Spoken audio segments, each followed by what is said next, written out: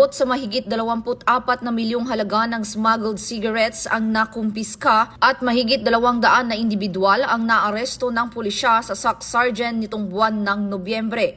Ito ay ayon sa ulat ni Police Regional Director, Police Brigadier General Arnold Argente. Sa 43 anti-smuggling operations, 46 na katao ang nadakip habang nasamsam ang malaking volume ng kontrabando. Mahigit 100 sospek ang naaresto at nakumpiska ang hinihinalang shabu na nagkakahalaga ng mahigit 4 na milyong piso at marijuana na nagkakahalaga ng 8,000 piso.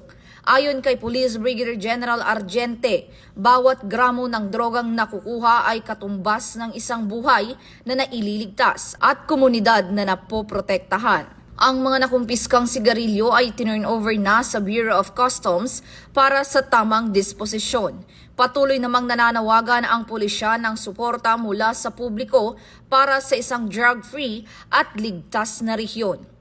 Ito ang bagong PNP para sa bagong Pilipinas, serbisyong mabilis, tapat at nararamdaman.